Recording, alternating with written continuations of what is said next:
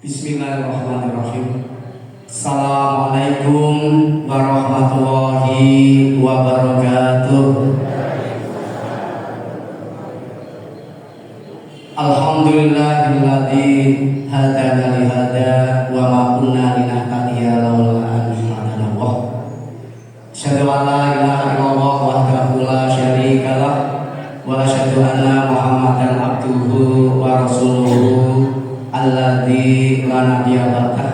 Amma yang kita hormati bersama Ustaz Ihsanuddin yang sampun rawuh dumateng pimpinan cabang dan pimpinan Ortum secabang Kersono, ingkang kula hormati pimpinan ranting dan Ortum secabang Kersono yang telah hadir maupun yang masih dalam perjalanan. Mari pada pagi hari ini kita bersama-sama memanjatkan rasa syukur kita pada Allah Subhanahu wa Ta'ala sebagai rasa terima kasih kita sampai pagi ini masih diberikan kesehatan, masih diberikan kesempatan, syukur-syukur dan alhamdulillah kita masih diberikan nikmat iman Islam. Yang kedua, sholawat dan salam juga mudah-mudahan senantiasa tersampaikan pada uswah hasanah kita Nabi Muhammad Sallallahu Alaihi Wasallam. Bapak Ibu yang saya hormati, ibu-ibu ini kayaknya dulu saya pernah ngomong, karena tempat duduk panjenengan itu besok akan menjadi saksi ketika panjenengan ke surga. Ya, berarti ibu-ibu kadang-kadang mau pindah, sing dikon wis hajur bae kene. Gak bisa ketemu. Sakjane nek jenengan loro pindah niku malah saksine kalih. Wong nikahan wis saksine kalih. Biasanya teng mriko saiki nggak teng mriki kan berarti saksine besok dua. Saling menguatkan. Sing siji ngomong iki piye tukang ngaji. Ora lah sing siji, "Wah, tukang ngaji nyong sing dijigongi kan." Maka dari itu Bapak Ibu, ayo pindah sing biasane teng mriki ojo maju. Nah, ben saksine kalih. Bapak Ibu yang kami hormati, Muhammadiyah dalam usaha bisnisnya itu senantiasa berkembang.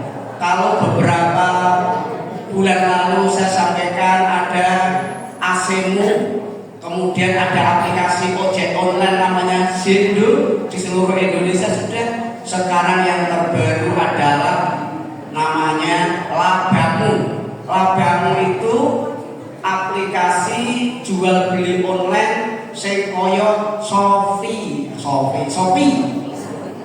ana Shopee, ana meneh Tokopedia, macam-macam. Sekarang kemudian sudah membuat namanya Labamu. Jenengan arep blonjo sing biasanya blonjone teng TikTok, teng Shopee, saiki pindah teng Labamu. Insyaallah padha wae murah dan bergaransi. Nah, itu memang begitulah kita selalu berkembang menurut apa yang sedang tren di negara kita ini. Bapak Ibu yang saya hormati, yang kedua informasi yang saya sampaikan pertama bahwa Syekh Sayyid Abdul Syekh dari Palestina itu sudah dipastikan hadir di Kersono tanggal 22 Ramadan. Jenengan siap-siap ngaji bareng Syekh dari Palestina. Mangke tapi niku teng mriki jadwale niku malam teng Beni Putih sonten karena dibakar dua tempat. Di Beni Putih itu sore takjil, tarawihnya nanti di Kersono. Di Kersono yang siap karena jadwalnya dari sana juga yaitu nanti diletakkan di Masjid Darul Arqam Ranggen. Aduh, bumi aduh. Mangke nang jenengan transit dengan kula sedaya mangke. Betul? Yang kula mboten ada caket iki. Nggih monggo. Pokoke sing jenengan punya kesempatan misalnya kalau karo arep ngaji karo Syekh sang Palestina monggo, karena malah ibu-ibu misalnya boten sing ngantar nggih boten napa-napa. Tapi ini nang Ranggen bukan karena saya wong Ranggen ngakali gitu, nanti boten saya itu. Masjidnya gede, sing mampu menampung banyak jamaah. terus parkirnya juga luas. Di sana nanti akan diadakan pengajian tersebut. Bapak Ibu yang saya hormati, yang terakhir, ini sekarang kita sedang membangun banknya tanpa bunga, tanpa jasa, modalnya saking panjenengan, jenenge Bank Sayur. Gang sayur, garang gang sayur. Gang sayur ini sing wis ana ning Kranggan karo ning Kebumen. Saya belum lihat di yang lain. Jadi ibu-ibu do nyandel-nyandelke masakan sing duwe nduk kleker, ya candelaken nduk kleker, aja sing kleker tapi. Sing duwe tempe candelaken tempe, sing duwe klopo separo candelaken klopo, sing duwe apa wae dicandal-candalakan. Nanti siapa yang mau ngambil dipersilahkan, tapi secukupnya. Soalnya kadang-kadang orang sing positif masalah, lejo jemput abang sore jemput terus, atau ngejoki jemputnya sak kambi mana? Aduh jemput, enggak jemput, iki jemput. Nah itu niatnya ya, berarti Bapak Ibu kalau nanti mari diranting-ranting panjenengan buat gang sayur. Manfaatnya untuk apa? Untuk membantu ibu-ibu yang kebetulan sore arep masak, nono sing dimasak. Utawa BBBB san lunga adoh arep masak burung blojo diri jemput nang camperan kena. Manfaatnya luar biasa Bapak Ibu. Jenengan misalnya tuku tuku palo ya separo dak, sing separo dikolo dewek, sing separo candelaken. Jenengan tugas pisang sawit sing separo dikolo kiambak, sing separo candelaken. Insyaallah manfaat. Monggo Bapak Ibu, ayo bareng-bareng sedekah kita ini Muhammadiyah kreatif. Jadi bisa membantu orang lain lewat hal-hal yang semacam itu daripada berbagi. Dengan kadang damel kolok sabak segitu wong kebelah kali kedua. Damel bawah, damel nopo-nopo sak penampan gede kali kedua. Nah, mari sisakan diletakkan di bank sayur yang ada di ranting-ranting panjenengan. Orang ranting kelompok misalnya karboyo, kopi, tepi kulit. Nah, itu Bapak Ibu yang dapat saya sampaikan. Mudah-mudahan nanti terrealisasikan. Pelosok, nah pelosok kan enak, sampai ke dalam kopi, nah kopi kan cukup. Berarti cukup untuk kopi, akhirnya nabung akhirat. Ngambilnya untuk dimasak hari itu. Siapa yang memberikan kepada orang yang berpuasa, berbuka puasa, maka akan diberikan pahala sama seperti yang puasa. Karena diberikan sedikit kurang, jangan nyalakan pisang, terus pisangnya dikolok, saya ngambil keluarganya wong lima poso kabeh, berarti bedanya jenengan sing rong niku mendapatkan pahala yang luar biasa karena dimakan oleh satu keluarga besar. Maka assalamualaikum warahmatullahi wabarakatuh. Disampaikan terima kasih atas informasi terkait dengan persyaratan dan juga motivasi bagi kita semuanya. Tiba saatnya kita pada acara ini yaitu kajian akhir pagi yang dalam hal ini akan mengambil tema 1 jam lebih dekat dengan Al-Quran. Akan disampaikan oleh beliau Ustadz Ihsanuddin Sarjana Pendidikan. Beliau ini adalah Kepala SMP MS Ibu. Kepada beliau waktu dan tempat kami aturkan.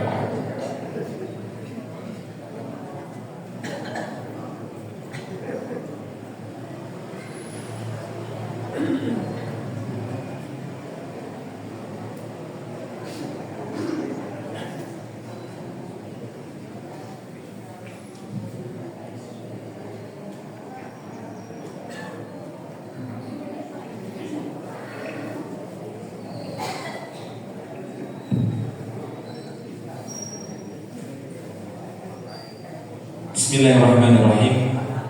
Assalamualaikum warahmatullahi wabarakatuh. Alhamdulillahirabbil alamin. Alhamdulillahilladzi an'amana bi ni'matil iman wal islam. Wa huwa alladzi afdalana bil fadail wal in'am. Wa huwa alladzi ja'alana minal ummatil ma'murati bisilatil arham. Asyhadu an la ilaha illallah wahdahu la syarika lah wa asyhadu anna Muhammadan 'abduhu wa rasuluhu la nabiyya wa la rasula ba'dah.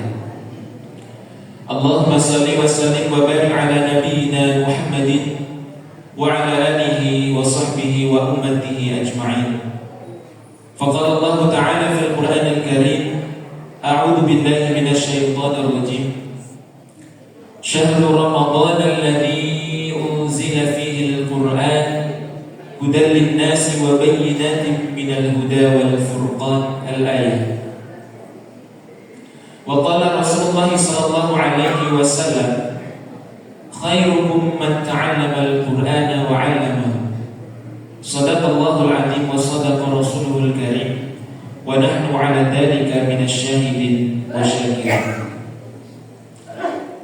Wonten ngarsanipun para alim, para ulama, para sepuh dalah bini sepuh ingkang satu kinurmatan.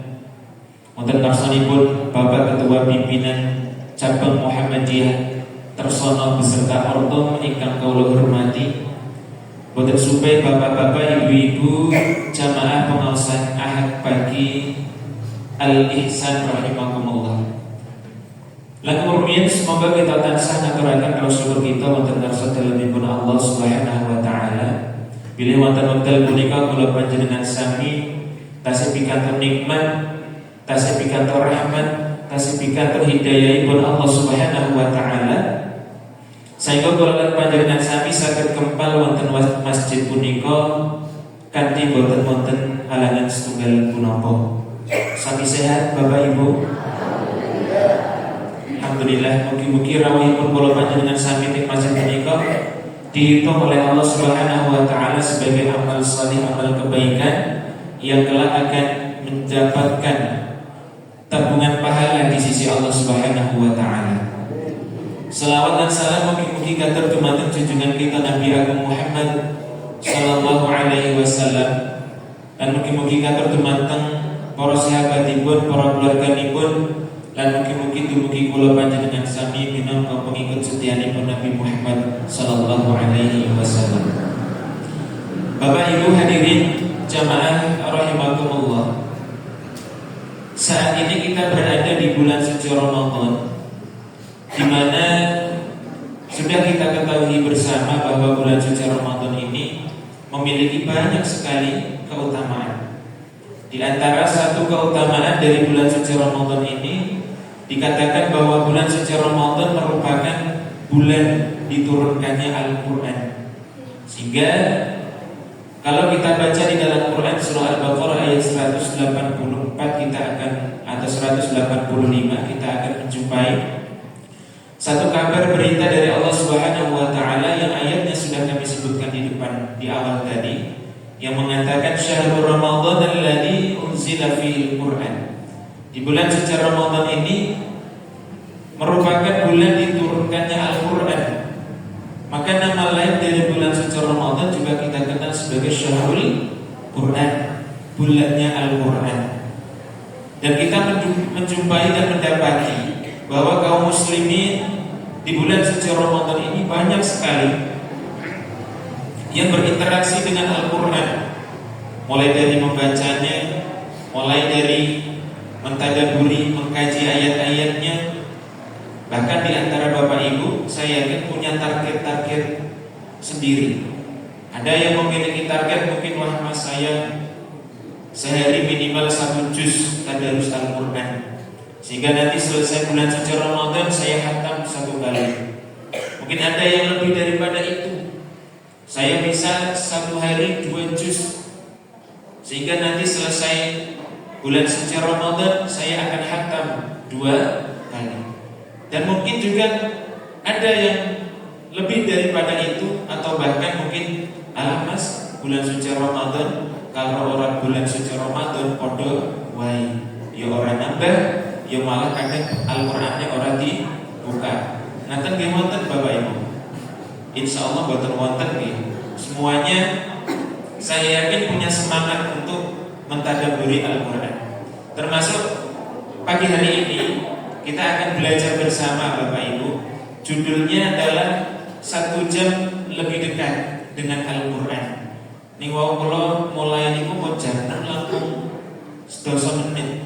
Nek mangke niku rampunge jam 7, berarti niki boten wonten setunggal jam. hanya 50 menit. Ini kita nih pengawasan yang makin ditambah ngantos jam 10 kalau kita pripun Bapak Ibu. Nah, ini prinsip pengajian di Muhammadiyah itu cuma satu, gitu. Mulainya boleh terlambat, tapi selesainya harus tepat waktu. Sepakat, gitu? Mila makai meskipun mulainya jam 6 langsung 12 menit, dia makai kita cukupkan sampai dengan pukul 7 insya Allah. Tapi nanti jam niko, gitu.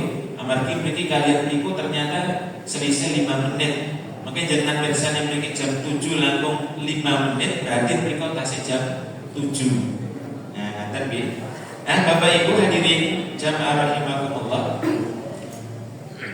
Saya ingin mengawali pembahasan kita pagi hari ini dengan mengutip satu ayat di dalam Al-Qur'an, surah Al-Furqan ayat 30, di mana di situ disampaikan a'udzubillahi minasyaitonir rajim. Wa qala ar-rasul ya rabbi inna qaumi ittakhadhu hadzal qur'ana mahjura. Rasulullah sallallahu alaihi wasallam itu mengadu kepada Allah Subhanahu wa taala, dan ini diabadikan di dalam Al-Qur'an.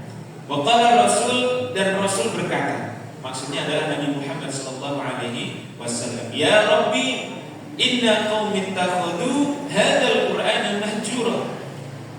Wahai Tuhanku, sesungguhnya umatku menjadikan Quran ini mahjura, sebagai sesuatu yang diabaikan, diacuhkan, tidak diperdulikan, ditinggalkan. Dan di situ dikatakan innal qaum, seolah-olah kemudian kalau kita hari ini mengaku umatnya, kaumnya Nabi Muhammad, bisa jadi kita termasuk yang tersindir di dalamnya, yang telah membelakangi Al-Quran, yang telah mengacuhkan Al-Quran, yang telah mengabaikan Al-Quran. Nah, makna mahjura di sini sedikit kita bahas. Kalau saya mengambil pendapatnya dari Ibnu Taimiyah yang dikutip oleh Syekh Muhammad Ali As-Sabuni di dalam kitab At-Tibyan fi Ulumil Quran, mengatakan man lam yaqra al-Quran faqad hajar. Barang siapa yang tidak membaca Al-Quran, dia telah mengabaikan Al-Quran. Wa man yaqra'ul Quran lam yatadabbar. Barang siapa yang kemudian dia sudah membaca Al-Quran tapi tidak merenungi ayat-ayatnya, tidak mentadabburi ayat-ayat Al-Quran, faqad hajar, dia telah meninggalkan Al-Quran. Wa man qara'ahu wa tadabbarahu wa lam ya'mal bihi bima fihi faqad hajar. Dia sudah membaca Al-Quran, dia sudah mentadabburi Al-Quran, tapi dia belum mengamalkan nilai-nilai dari ayat Al-Quran, dia juga termasuk orang-orang yang meninggalkan Al-Quran. Nah, kita hari ini punya satu persoalan besar Bapak Ibu, di mana Al-Quran ini semenjak diturunkannya sudah dikabarkan bahwa umat Nabi Muhammad kelak akan ada orang-orang yang menjadikan Al-Quran ini sebagai sesuatu yang ditinggalkan, diacuhkan, diabaikan, tidak dibaca, tidak diilmui, tidak ditadaburi, tidak direnungkan, bahkan nilai-nilainya tidak diaplikasikan di dalam kehidupan sehari-hari. Ini menjadi persoalan. Jangankan menerapkan, membaca saja mungkin banyak di antara kaum muslimin yang masih ogah-ogahan. Dia nama betul. Sepakat ya? Jangankan membaca, mendengarkan saja, ini masih banyak yang ogah-ogahan. Napa malah bulan suci Ramadan. Bulan suci Ramadan itu kita malam hari ada syariat sunnah Qiyamul Ramadan. Qiyamul Ramadan biasanya kita kenal dengan sholat tarawih. Favoritnya para jamaah ketika sholat tarawih itu mesti imamnya yang bacaannya pendek-pendek. Dan beri dia ngaten niku Pak. Oke. Dengan kula nggih sami. Favoritnya mesti bacaannya yang pendek-pendek. Kalau bacaan Al-Qur'annya itu panjang-panjang, itu jamaah sudah mulai kodenya macam-macam. Ada kode yang berdehem-dehem. Kode ini ucapannya Pak. Ada yang kemudian kodenya batuk. Itu kode kalau ayatnya panjang-panjang. Ya. Ini banyak yang kemudian mengalami hal-hal semacam itu. Jangankan membaca, ternyata mendengarkan saja ini masih menjadi persoalan. Banyak yang tidak mau mendengarkan bacaan Al-Quran yang ayatnya panjang-panjang, yang ayatnya tidak familiar di telinga, itu menjadi persoalan. Sehingga kalau saya bahasakan di Al-Quran itu ada namanya ayat-ayat usiriyah. Napa Bapak Ibu? Ayat-ayat usiriyah. Tapi ini kula sedang mengiyambah istilahnya. Ayat-ayat yang bisa mengusir jamaah itu namanya ayat-ayat usiriyah. Oke? Ketika jenengan takbir Allahu Akbar, imam sudah mulai Al-Fatihah, Alhamdulillahi Rabbil Alamin, Ar-Rahmanir Rahim, sampai kalimat Ghairil Maghdubi Alaihim Waladdallin.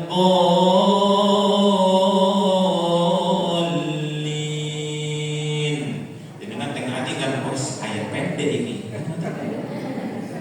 Pas kalau kemudian membaca ayat Bismillahirrahmanirrahim, Alif Lam Mim, suwe ngaten boten Bu? Besok orang sholat ning kene bener. Bacaane dawa-dawa jebul. Besoknya pindah ke masjid yang lain lah, kok jebul imamnya yang kemarin imam masjid ini pindah ke masjid yang lain. Lah ya itu imamnya apa udah itu? Nah ini kan menjadi satu persoalan Bapak Ibu. Banyak yang kemudian tidak mau membaca Al-Quran, bahkan mendengarkannya saja menjadi sesuatu yang menjadi persoalan. Banyak yang tidak mau untuk mendengarkan ayat-ayat yang panjang-panjang, yang tidak familiar di telinga kita.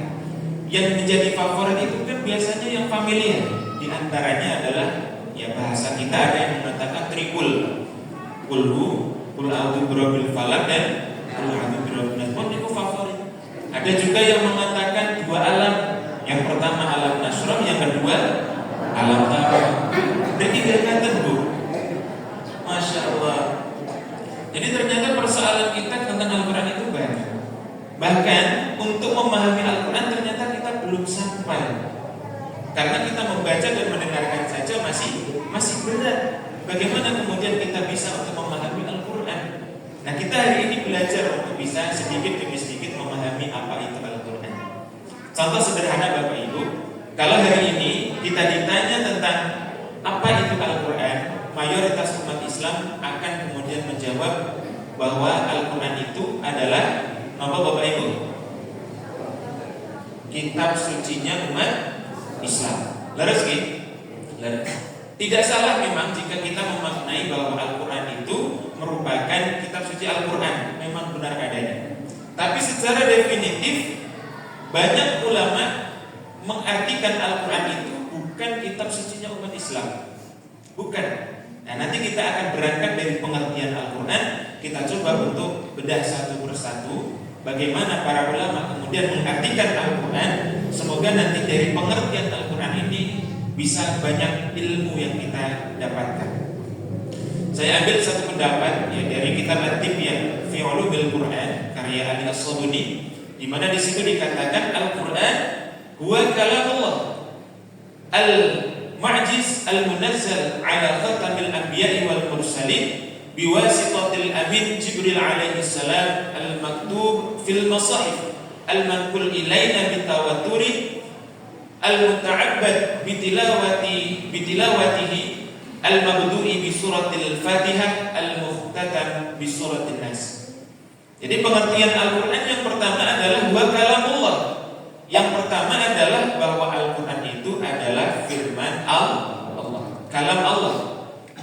Karena Al-Quran ini kalam Allah, firman Allah, maka Al-Quran ini berbeda dengan perkataan manusia. Firman Allah ini berbeda dengan sesuatu ucapan atau sesuatu tulisan yang dibuat oleh manusia. Dan ini kita harus imani dan harus yakini bersama Bapak Ibu, bahwa Al-Quran ini merupakan sesuatu yang datangnya dari Allah, firman dari Allah, bukan karangan Nabi Muhammad, bukan karangan para sahabat ataupun yang lainnya. Ini kita harus imani dulu. Setelah kemudian kita mengimani bahwa ini dari Allah, ini adalah kalam Allah, ini adalah firman Allah, baru kita kemudian mengulas penjelasan yang berikutnya. Tapi pondasi dasarnya kita percayai dulu, kita imani dulu, kita yakini dulu bahwa Al-Quran itu adalah firman Allah. Karena firman Allah ini merupakan sesuatu hal yang besar, maka firman berbeda dengan perkataan makhluk. Allah berbeda dengan makhluknya. Perkataan Allah berbeda dengan perkataan makhluk. Maka di dalam ayat Al-Quran dijelaskan bahwa Allah itu memiliki satu sifat laisa kamitslihi syai'un. Tidak sama dengan makhluknya, berbeda dengan makhluknya. Perkataan Allah juga berbeda dengan perkataan makhluk. Jadi ini Al-Quran bukan merupakan karangan manusia, murni betul-betul dari Allah Subhanahu wa ta'ala. Bahkan kalau ada hari ini yang mencoba untuk menjawab tantangan Allah, niscaya dia tidak akan mampu. Tantangan apa? Tantangan untuk membuat yang semisal dengan Al-Quran.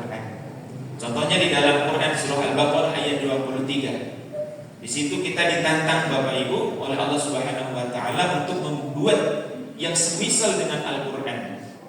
Di situ dikatakan, wa in kuntum fi raibin mimma nazzalna ala 'abdina fa'tu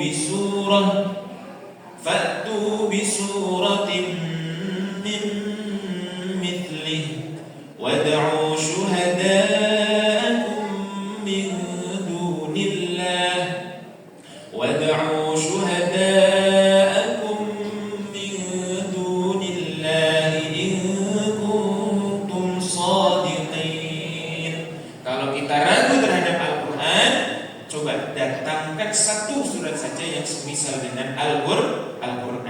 Dan tidak cuma itu, kita kalau mau masih ragu, datangkan sekutu-sekutu kita, teman-teman kita yang dari golongan manusia maupun golongan jin, untuk membuat yang semisal dengan Al-Quran. Satu surat saja dengan Al-Quran, niscaya kita tidak akan mampu.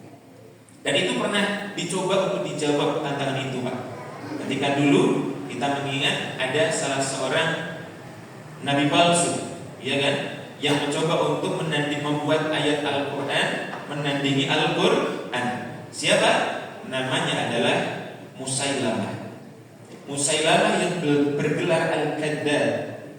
Suatu ketika dikisahkan Musailamah itu bertemu dengan Amr bin As. Ketika bertemu dengan Amr bin As, itu Musailamah kemudian bertanya kepada Amr bin As, wahai Amr bin As, apa yang sudah turun kepada temanmu itu? Maksudnya temanmu itu adalah Nabi Muhammad. Kemudian Amr bin As mengatakan, telah turun kepada Nabi Muhammad satu surah, yaitu surah Al-Asr. Bismillahirrahmanirrahim. Wal 'asr innal insana lafi khusr illa alladhina amanu wa 'amilus solihati wa tawasaw bil haqqi wa tawasaw bis sabr. Ketika disampaikan semacam itu, apa yang terjadi? Ternyata Musailamah sejenak kemudian mengangkat kepalanya, mendongakkan kepalanya ke atas, seolah-olah mendapatkan wahyu. Kemudian apa yang dikatakan? Aku pun bisa membuat semacam ini. Aku pun bisa mendapatkan wahyu seperti Muhammad. Kemudian Musailamah mengatakan ayatnya begini, ya wabr, innama anta iradun wa sadr wa sa'iruka nafrun namr. Sama-sama akhirannya wal 'asr, ya kan? Innal insana lafi husr. Disaingi sama Musailamah, ya wabr, innama anta iradun wa sadr. Ini buatannya Musailamah. Artinya ya wabr, wahai gulu. Jadi kok ada surat artinya gulu. Innama anta iradun wasadr. sesungguhnya kamu hanyalah sebutan dan muncul. Wasairuka nafrun natr, sedangkan keseluruhanmu adalah lubang. Ini tidak nyambung dan terdengar asing, terdengar tidak enak di telinga, karena memang buatan Musailamah, buatan manusia, buatan makhluk, bukan dari Allah Subhanahu wa taala. Maka kemudian Amr bin As setelah itu mengatakan, nek bahasane kula panjenengan sami, Musailamah kowe iki wong dompo, kowe iki wong ngapusi. Maka sejak saat itu kemudian Musailamah diberi gelar al-kadzdzab, yang pendusta. Musailamah sing tukang dupokan, sing tukang ngapusi. Karena Musailamah itu hendak menandingi Nabi. Dalam beberapa riwayat, Bapak Ibu nanti bisa mencari, Musailamah al-kadzdzab itu meniru-niru Nabi Shallallahu Alaihi Wasallam.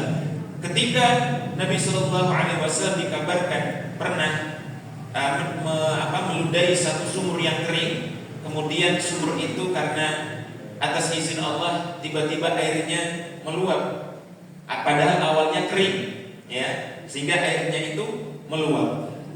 Musailamah al-kadzdzab itu juga melakukan hal yang sama. Ada sumur, kemudian diludahi oleh Musailamah, bukannya airnya meluap, tapi malah semakin kering. Ada satu kisah Nabi Shallallahu Alaihi Wasallam menyembuhkan orang yang sakit mata. Ketika Nabi Shallallahu Alaihi Wasallam mengusap matanya orang yang sakit itu, sembuh Pak. Tapi ketika Musailamah al-kadzdzab, ada orang yang sakit mata, diusap menggunakan tangannya, ternyata orang tersebut malah buta. Ini menjadi indikasi bahwa Musailamah al-kadzdzab ini seseorang yang memang dari awal sudah tidak beres, sudah tidak baik orangnya. Nah, itu kita memaknai bahwa firman Allah, kalam Allah itu adalah Al-Quran. Al-Quran adalah kalam Allah, firman Allah yang tidak mungkin bisa untuk ditandingi oleh apapun. Kita hari ini kalau membuat puisi, membuat syair, membuat pantun, itu kan macam-macam. Sekarang sedang trennya ubur-ubur ikan lele. Ibu betos ubur ikan lele coba. Ubur-ubur ikan lele. Di dalam Al-Quran tidak ada sejarahnya kalau ada ubur-ubur ikan lele. Karena ubur-ubur ikan lele itu diciptakan manusia. Tapi bahasa kemudian uslub dari Al-Quran itu lebih jauh indah daripada apa yang dibuat oleh manusia. Kalau hari ini manusia itu bisa untuk membuat puisi yang indah, syair yang bagus, pantun yang pas, itu Al-Quran itu lebih indah dari itu semua. Dan itu wajib untuk kita imani. Kemudian yang kedua, bahwa Al-Quran itu selain dari kalam dan firman Allah, Al-Quran merupakan mukjizat al-mu'jiz, yaitu berupa mukjizat. Mukjizat di sini artinya adalah sesuatu yang melemahkan, sesuatu yang melemahkan. Sebagaimana kemudian kita ketahui Nabi dan Rasul itu juga diberikan mukjizat oleh Allah Subhanahu wa taala. Hanya saja mukjizat ini hanya diperuntukkan bagi Nabi dan Rasul Allah saja. Kalau kita sebagai manusia biasa mustahil untuk bisa mendapatkan mukjizat. Masalah itu ada orang yang kemudian mengalami kejadian di luar nalar manusia. Contoh misalkan ada orang misalkan gempa bumi di satu rumah lantai 3, tapi dia bisa lompat, tidak sakit, tidak mengalami sesuatu hal yang menyakitkan. Itu bagian dari kemahakuasaan Allah, tapi bukan mukjizat namanya. Bisa dikatakan kalau sesuatu istimewa, sesuatu kejadian istimewa yang terjadi pada manusia biasa namanya bukan mukjizat, tapi hanya sekedar karomah, namanya karomah. Tapi kalau kemudian diturunkan keistimewaan itu kepada Nabi dan Rasul, itu namanya mukjizat.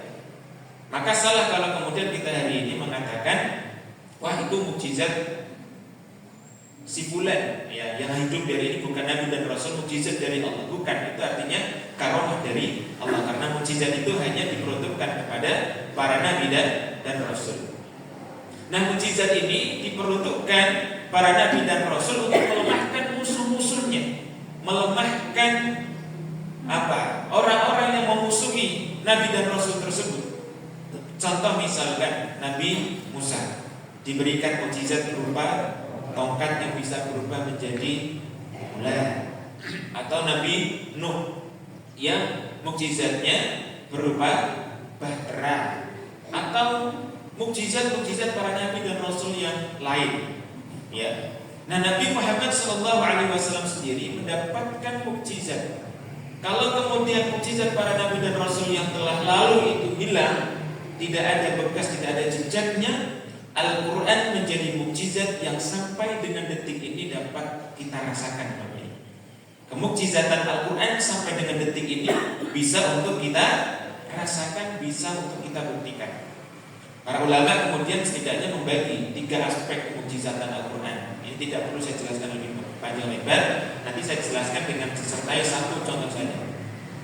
Contoh misalkan ada 3 ya. Yang pertama al-i'jazul ilmi, kemudian yang kedua al-i'jazul bayani, dan yang kedua adalah al-i'jazul ghaibi.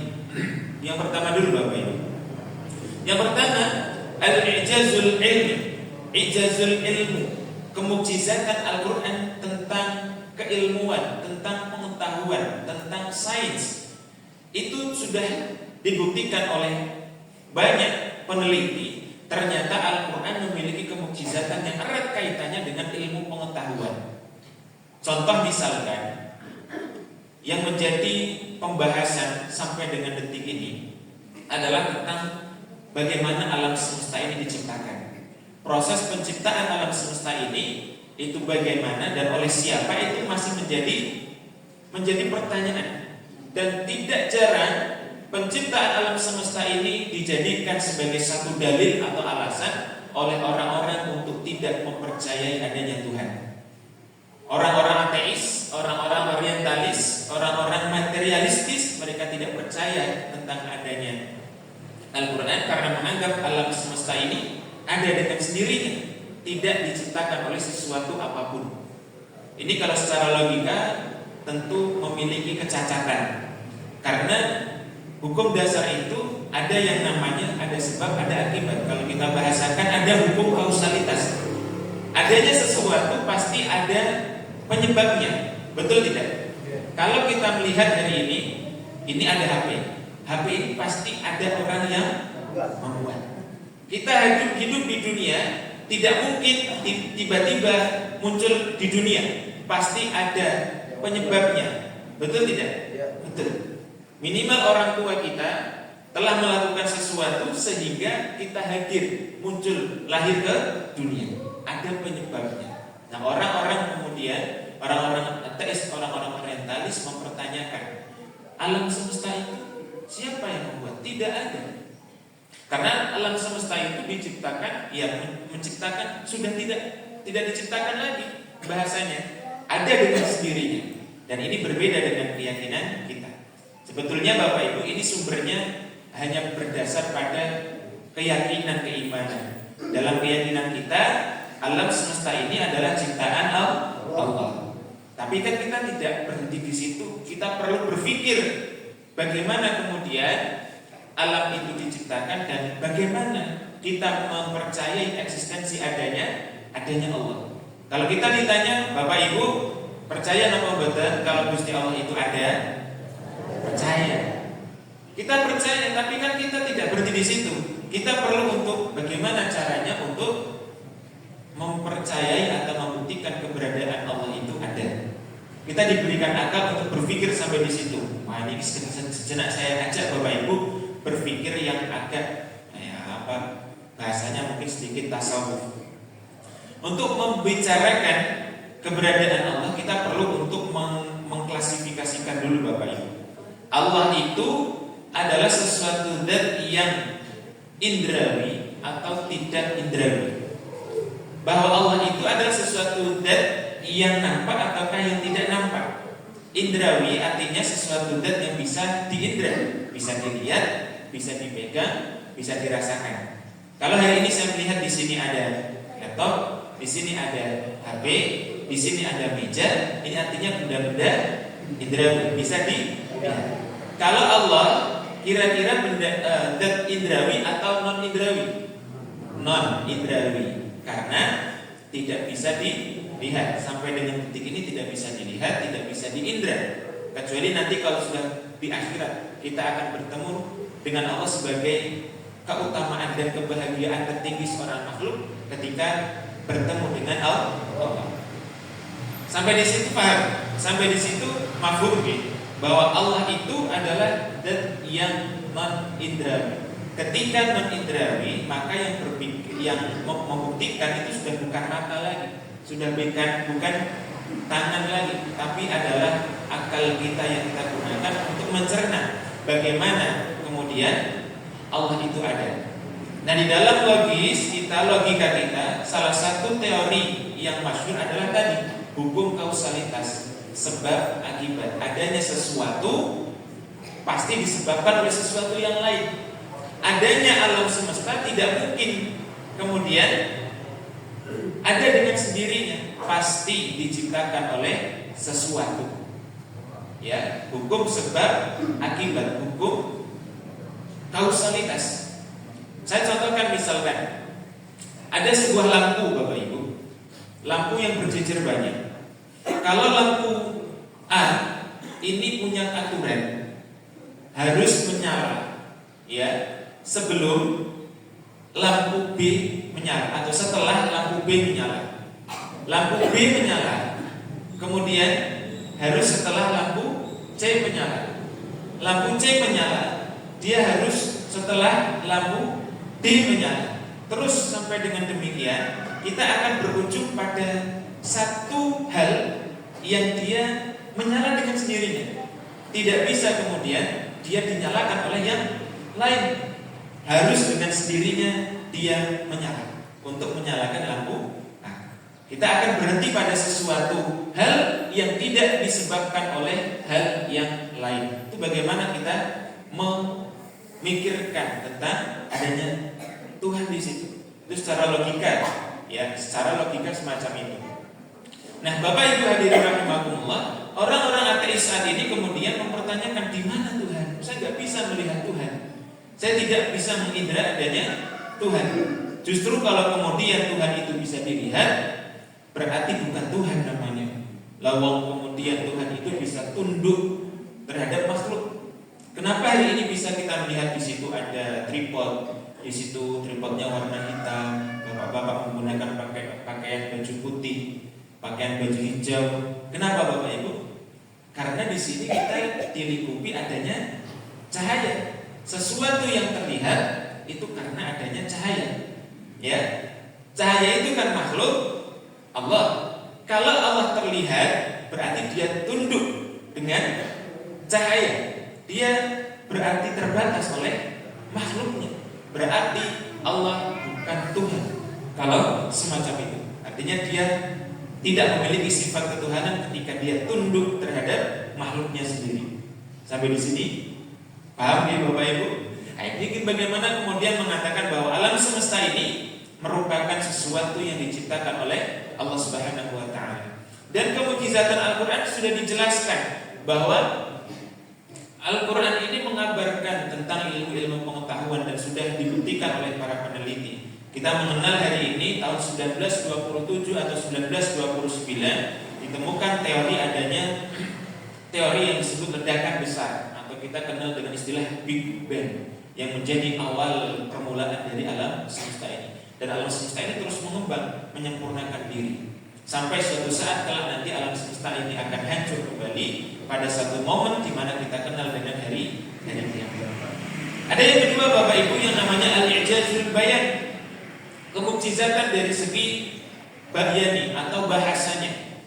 Jadi di dalam Al-Qur'an itu susunan ayat-ayatnya, kemudian bahasanya itu sangat menarik.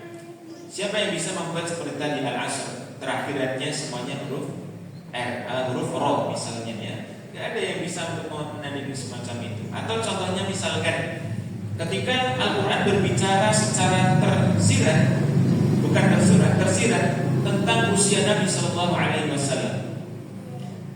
Allah Subhanahu Wa Taala menggunakan kalimat di dalam Al-Quran untuk mengatakan bahwa natawaffayannaka, sesungguhnya kami benar-benar akan mewafatkan kamu. Dan kamu, huruf kaf di sini kembali kepada Nabi Muhammad SAW. Natawaffayannaka, tawaffa yatawaffa, fi'ilnya fi'il mudhari, kelak. Kami kelak akan mewafatkan kamu. Dan di situ ada nun taukid di kalimat natawaffayannaka. Sehingga makna yang bisa kita ambil, sesungguhnya kami benar-benar akan mewafatkan kamu Muhammad. Nah, menariknya Bapak Ibu, secara tersirat kalimat natawaffayannaka itu hanya ada 3 tempat di dalam Al-Quran. Yang pertama ada di dalam Quran surat Ghafir, yang kedua ada di dalam Quran surat Ar-Ra'd, dan yang ketiga ada di dalam Quran surat Yunus. Bapak Ibu bisa cek Quran surat Ghafir, itu adalah Quran surah yang urutannya nomor 40 ya. Ghafir itu nomor urutannya nomor 40. Kemudian Ar-Ra'd itu urutannya nomor 13. Kemudian Yunus itu urutannya nomor 10. Kalau 40 kita tambahkan 13 tambah 10, jadinya berapa Bapak Ibu? 63. Itu sama dengan usia Nabi Shallallahu Alaihi Wasallam ketika beliau wafat. Mas Lepan cocokologi, bahasanya kan semacam itu. Ngepas-ngepas itu Mas. Bapak Ibu, di dalam Al-Quran tidak ada yang namanya kebetulan.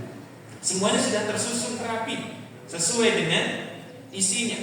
Dan ketika kita mendapati surah Ghafir, surah ke-40, Ar-Ra'd surah ke-13, kemudian Yunus surah ke-10, itu bukan kok para sahabat ngendok-ngendoknya ben pas piye carane kok iso muncul angka 63. Tidak. Itu sudah sesuai dari Allah semacam itu. Itu bagian dari kemukjizatan Al-Quran. Yang lebih spesifik al-ijazul bayan. Yang ketiga al-ijazul ghaib. Kemukjizatan Al-Quran tentang perkara-perkara yang gaib, baik perkara-perkara yang telah lalu maupun perkara-perkara yang akan datang. Al-Quran telah mengabarkan banyak hal tentang perkara-perkara yang telah lalu. Contohnya misalkan ketika Al-Quran mengabarkan bahwa Fir'aun yang menjadi musuhnya Nabi Musa kelak akan diselamatkan jasadnya. Dan itu betul-betul kemudian jasadnya ditemukan di tahun 1800-an. Baru akhir-akhir ini saja, untuk menjadi pembelajaran bagi orang-orang yang beriman.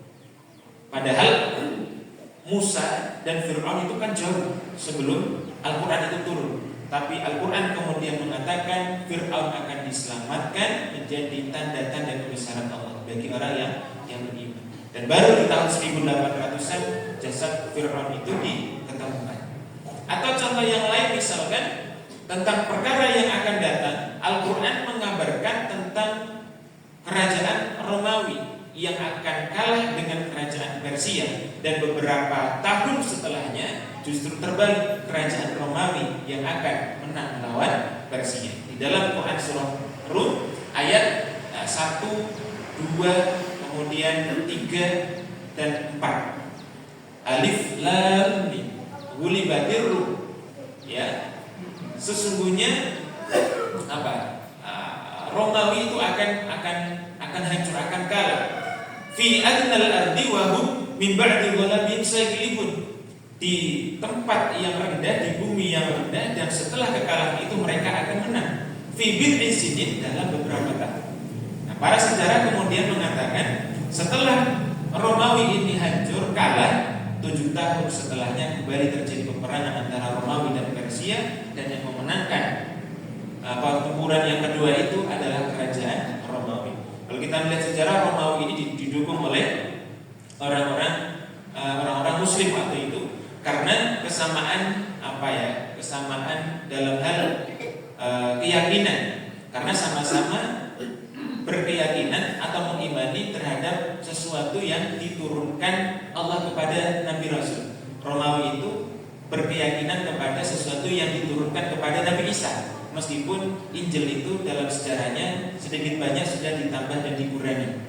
Tapi mereka percaya dengan itu, dan itu didukung oleh kaum muslimin yang meyakini, mempercayai apa yang diturunkan kepada Nabi Muhammad. Sedangkan orang Persia itu didukung oleh siapa? Oleh orang-orang Quraisy, karena kesamaan keyakinan juga, yaitu keyakinan kepada penyembahan terhadap berhala. Dan orang-orang Persia waktu itu adalah orang-orang yang menyembah api atau orang Majusi. Sedangkan orang-orang Quraisy itu adalah orang-orang yang menyembah berhala, paganisme. Nah, itu kemudian kita mengartikan daripada Al-Quran itu merupakan sesuatu yang mukjizat. Nah, Bapak Ibu hadirin rahimakumullah, berikutnya waktunya sangat terbatas, bahwa Al-Quran ini al-munazzal ala khatamil anbiya'i wal mursalin, diturunkan kepada penutup para nabi dan rasul. Ya. Ketika kita kemudian melihat bagaimana proses penurunan Al-Quran, nah ini berhubungan juga dengan keberadaan kita di bulan suci Ramadan, kita akan mendapati para ulama diantaranya berpendapat ada 3 tahapan, ada yang berpendapat 2 tahapan penurunan Al-Quran. Saya gambarkan 3 tahapan penurunan Al-Quran terlebih dahulu, Bapak Ibu. Bahwa yang pertama, Al-Quran diturunkan oleh Allah Subhanahu wa taala ke Lauhil Mahfuz. Dengan dalil firman Allah Subhanahu wa taala, bal huwa Qur'an Majid fi Lauhil Mahfuz. Bahkan yang didustakan mereka itu adalah Al-Quran yang tersimpan dalam Lauhil Mahfuz. Di Al-Quran diturunkan oleh Allah di Lauhil Mahfuz, di tahap yang pertama. Kemudian tahapan yang kedua, Al-Quran ini diturunkan ke Baitul Izzah, langit bumi, langit dunia. Di dalam ayat Al-Quran disebutkan, hafal semua kita ya, insyaallah Qurannya surah Al-Qadar. Bismillahirrahmanirrahim. Inna anzalnahu fi lailatul qadr. Sesungguhnya kami telah menurunkan Al-Quran pada malam Lailatul Qadar. Pada malam Lailatul Qadar itu diturunkan Al-Quran secara menyeluruh, secara satu kesatuan dari Lauhul Mahfuz ke Baitul Izzah. Dan di malam Lailatul Qadar itu terdapat di bulan Ramadan ini kayu bersambut dengan Quran surah Al-Baqarah ayat 185 tadi. Syahrul Ramadan alladzi unzila fihi al-Qur'an. Ya, bahwa di bulan suci Ramadan itu diturunkan Al-Quran. Jadi tahapan yang kedua, Allah turunkan dari Lauhul Mahfuz ke Baitul Izzah secara satu kesatuan. Baru kemudian Al-Quran itu diturunkan secara berangsur-angsur melalui berbagai macam peristiwa yang menyertainya selama periode kenabian Nabi Sallallahu Alaihi Wasallam 23 tahun lamanya. Di dalam pendapat para ulama diantaranya para tafsir mengartikan, membedakan pengertian antara anzalna dan nazalna. Kalau kita membaca Quran surah Al-Qadar, inna anzalnahu fi lailatul qadr. Anzalna maknanya adalah turun secara satu kesatuan Al-Quran ke Baitul Izzah, langit dunia. Baru kalau kita mengatakan inna nahnu nazzalna dzikra wa inna lahu lahafidun. Sesungguhnya kami telah menurunkan. Nazzala itu oleh sebagian ulama membedakan artinya dengan anzalna. Nazalna mengindikasikan Al-Quran itu diturunkan secara bertahap, tawatir, pelan-pelan, ayat sesuai dengan apa yang melatar belakangi turunnya ayat tersebut. Jadi ada 3 tahapan. Yang berpendapat 2 tahapan itu menghapuskan tahapan yang pertama, artinya dari Lauhul Mahfuz ke Baitul Izzah tahap pertama, kemudian dari Baitul Izzah langit dunia kepada Nabi secara berangsur-angsur, itu tahapan yang kedua. Itu sebagian pendapat ulama yang lain mengatakan 2 tahap penurunan Al-Quran semacam itu. Jadi kita memahami bahwa Al-Quran ini diturunkan kepada Nabi Sallallahu Alaihi Wasallam itu tidak langsung kemudian makbrut sebagaimana pendapat oleh sebagian kalangan Quraisy ketika di kalangan mereka mafhum tersebar pengetahuan Taurat itu diturunkan kepada Nabi Musa dengan satu kali penurunan secara menyeluruh. Tapi Al-Quran diturunkan secara berangsur-angsur, salah satunya adalah untuk melembutkan meluluhkan hati Nabi Sallallahu Alaihi Wasallam, mengobati hati Nabi ketika Nabi sedang mengalami kesedihan. Itu diantaranya semacam itu. Contohnya misalkan ketika Nabi Sallallahu Alaihi Wasallam sedang bersedih. Nabi itu kan juga sama dengan kita, manusia biasa. Qala innama ana basyarun mithlukum. Nabi itu juga memiliki sifat basyariah semacam kita. Kalau kita bersedih, Nabi yang pernah bersedih. Kalau kita lapar, Nabi yang pernah lapar. Kalau kita pernah merasa haus, Nabi yang pernah merasa haus. Itu sifat-sifat basyariah manusia alami. Yang membedakan kita dengan Nabi adalah bahwa Nabi Shallallahu Alaihi Wasallam itu diberikan wahyu oleh Allah. Itu yang membedakan dengan kita, dan kita tidak diberikan wahyu oleh Allah Subhanahu Wa Taala. Ketika Nabi sedih, ketika Nabi galau, karena apa? Karena istri Nabi Khadijah meninggal dunia, pamannya meninggal dunia, Abu Thalib. Kemudian tahun itu kita kenal dengan adanya tahun Amul Husni atau tahun kesedihan. Diturunkan ayat di dalam Quran surah Al-Isra untuk dipanggil Nabi Sallallahu Alaihi Wasallam menghadap Allah langsung melalui peristiwa Isra Mi'raj. Subhanalladzi asra bi'abdihi lailan minal masjidil haram ilal masjidil aqsa alladzi barakna hawlah. Al-ayat itu sebagai pelipur lara, sebagai penghibur Nabi Sallallahu Alaihi Wasallam supaya tidak galau lagi, supaya tidak sedih lagi. Jadi kalau Bapak Ibu hari ini galau, Bapak Ibu hari ini sedih, baca Al-Quran. Ketika nanti sedih, galau, dihibur oleh Allah dengan Al-Quran. Konsepnya seperti itu. Bukan galau, bukan sedih, curhat di mana Pak? WA, kan mantap lagi. Biasanya di HP, curhatnya di Facebook. Kalau galau, kalau sedih, baca Quran, baca artinya, renungi maknanya. Itu insya Allah arti akan semakin lega, terhibur. Sebagaimana dihiburnya Nabi Sallallahu Alaihi Wasallam dengan diturunkannya ayat-ayat Al-Quran. Berikutnya bahwa Al-Quran itu merupakan suatu firman Allah yang diturunkan kepada Nabi Sallallahu Alaihi Wasallam melalui perantaraan malaikat Jibril, biwasitatil amin Jibril, melalui perantara malaikat Jibril.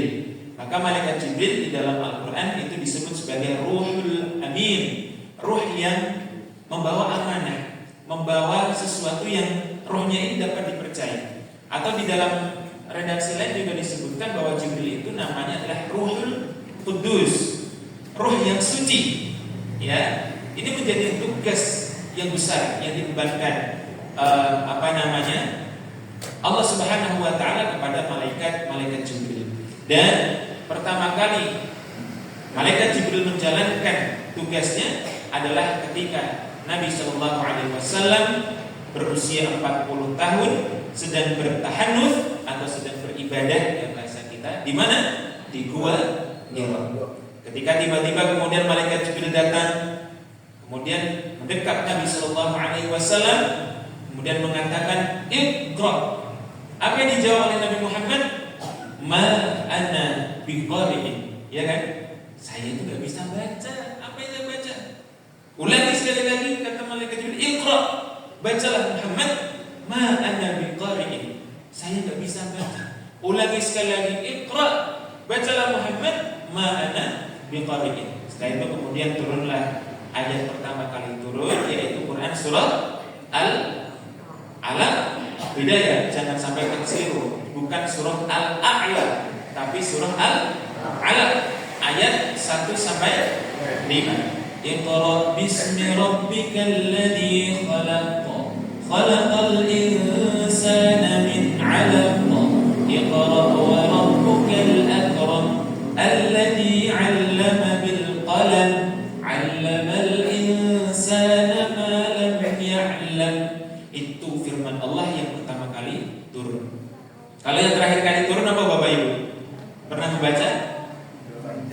Ada banyak pemahaman di kalangan kita bahwa yang pertama kali turun, terakhir kali turun itu adalah Quran surah Al-Maidah ayat 3 dengan kalimat Al-yawma akmaltu lakum dinakum wa atmamtu alaikum ni'mati wa raditu lakumul Islam dinan. Pada hari ini telah aku sempurnakan bagimu agamamu, ya kan?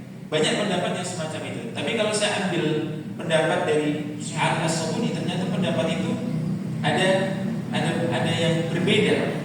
Ya, jadi yang terakhir kali turun kata Syekh As-Sabuni di dalam kitab At-Tibyan fi Ulumil Quran itu bukan Al-Maidah ayat 3, tapi Quran surah Al-Baqarah ayat 281. Sebelah kanan posisi paling bawah, untuk biasa Ustaz Adi Hidayat kan begitu ya.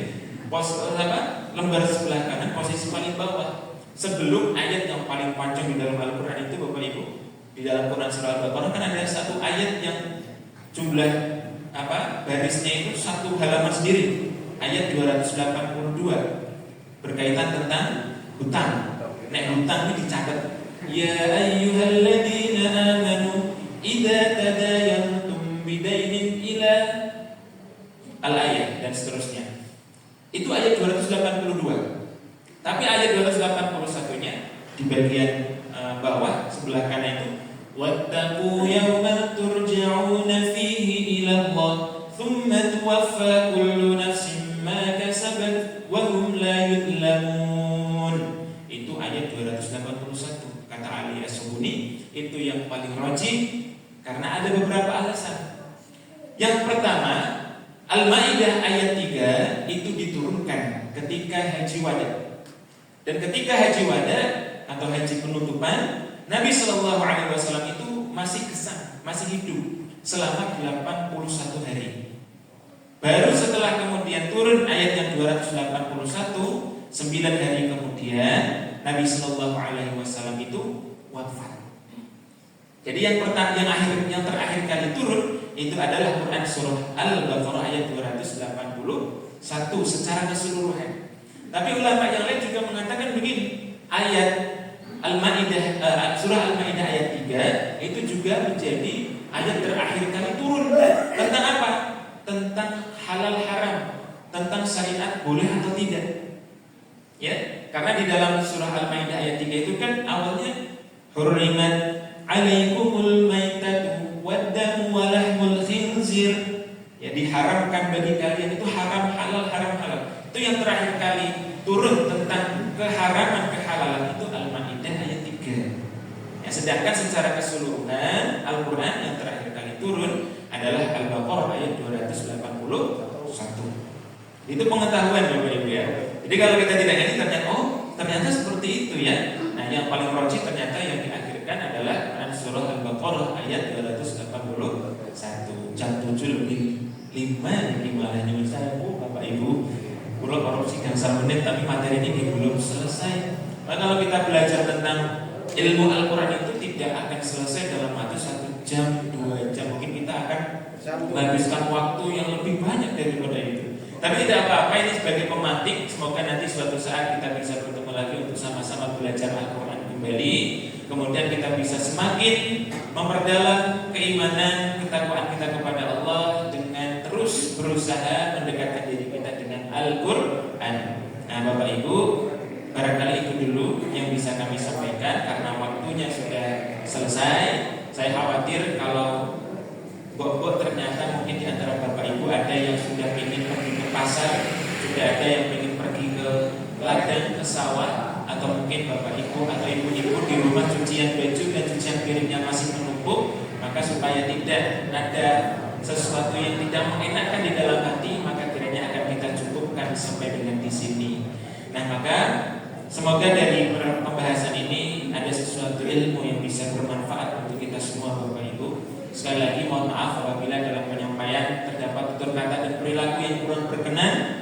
Dari lubuk hati yang paling dalam saya mohon maaf yang seikhlas-ikhlasnya. Akhirul kalam, wabillahi taufiq wal hidayah wa ridha wal inayah. Wassalamualaikum warahmatullahi wabarakatuh.